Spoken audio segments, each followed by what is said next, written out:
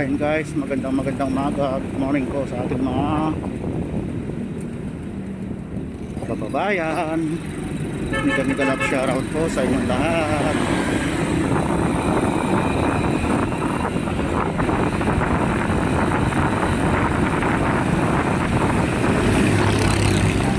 Ayun guys, ay nandito tayo sa dahil ang pagkikipagdebate sa kanila ay para kang nakikipaglaro ng magsis sa kalapate.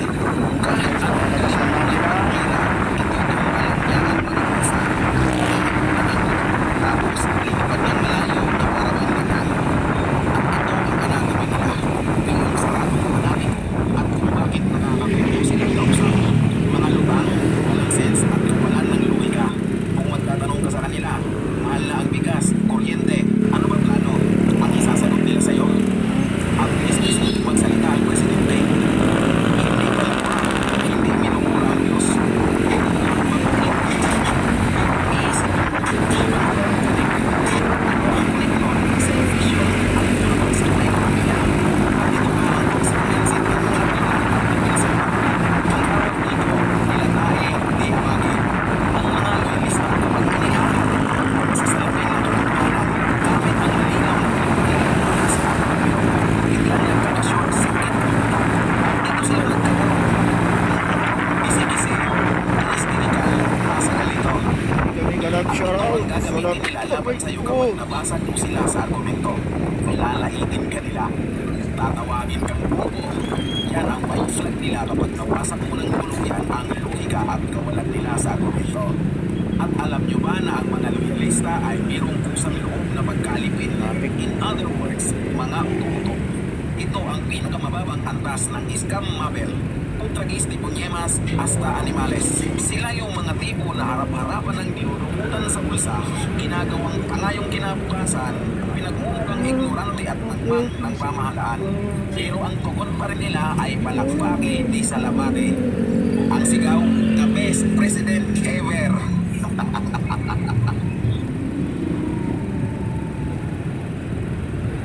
Kapag nagpapaliwanag ka naman sa kanila ng katotohanan, eh sasabihin nila makadoderte ka.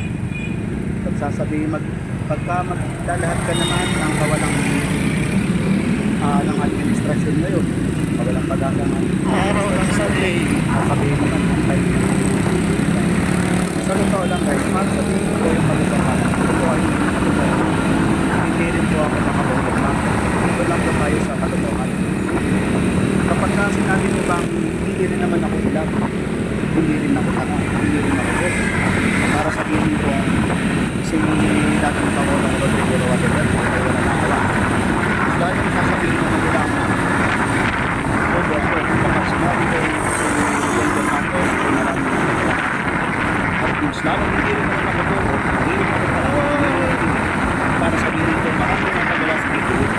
Sapagkat kapag sinabi ko maraming nakagawa sa dito, hindi na napulit maraming nakagawa sa akin. Diba? Yun ang sa kalagayan ng bansa natin. Kung tunay na corruption sa buong bansa, na dahil sa kalagayan ng mga mananakot, mga politiko, mga magdanakot. Kapag kung sino po yung mga nagsusulong ng investigasyon laban sa mga blood control ay huwag po natin nakasulat ang pinukulong. Samantalang yung mga tuloy ng mga magnanakaw ay nandiyan lang naman sa Senado at sa Kongreso. Kapag ba na-impeach ang isang vice presidente, ay sasabihin nila ay wala ng korupsyon. Sa totoo lang mga kababayan, nandun pa rin naman ang korupsyon. Hindi mamawala ang korupsyon. Dahil ang tunay na korupsyon din nandiyan sa Kongreso at sa Senado at sa mga maliliit na antas ng gobyerno at sa kataas-taasang leader ng gobyerno.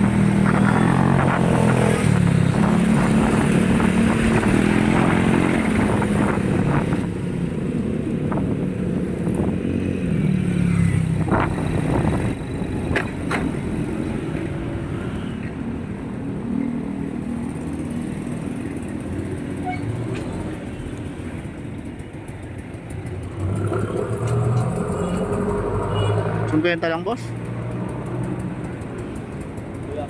Oo, pula. para hindi lang matuyuan.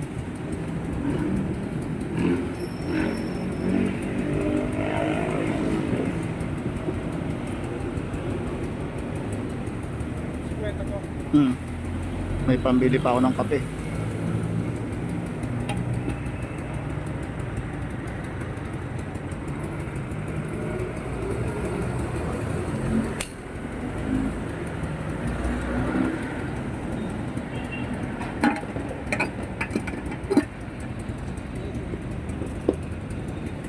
Salamat boss ha. Nakuha na yung motor? Oh? Bogi in check.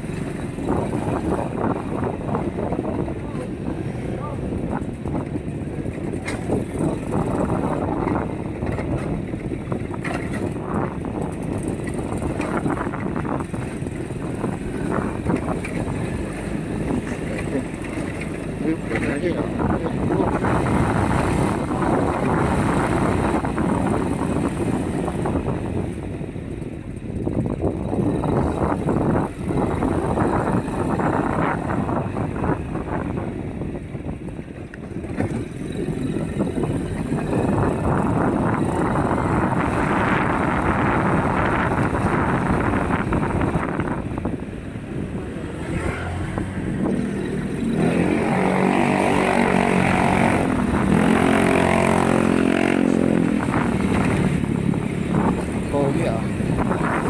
Pogi.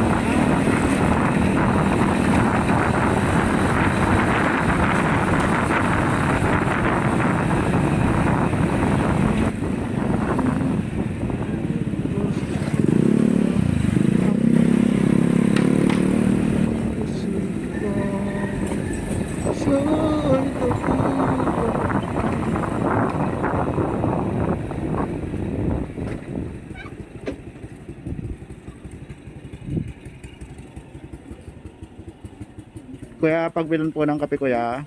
Hello? Pagbilan po ng kape. Dalawa? Isa lang po.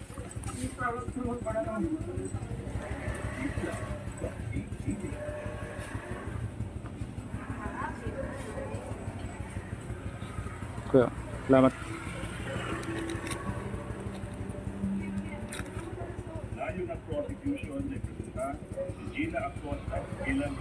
Si Acosta. Puro proseso naman ng nilalatag nilang ebidensya eh. Puro proseso lang ng pagtanggap ng ano ng confidential notice disallowance. Hindi naman talaga ebidensya yung nilalatag nila. Dapat ilatag nila yung ebidensya na kung saan napunta yung pera. Kung binulsa ba Di ba? Ganun dapat eh.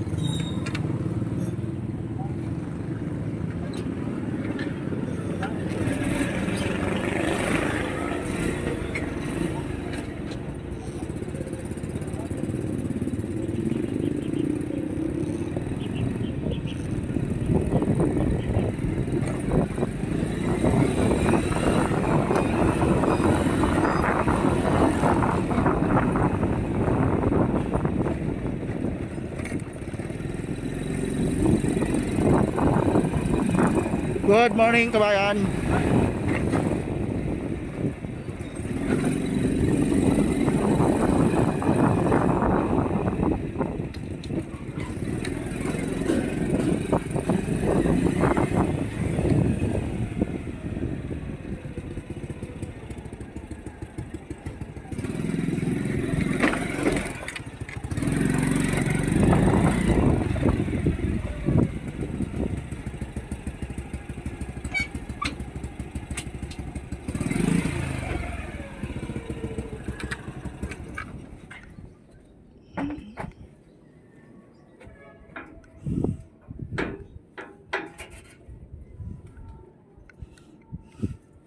Tao po. Tao po.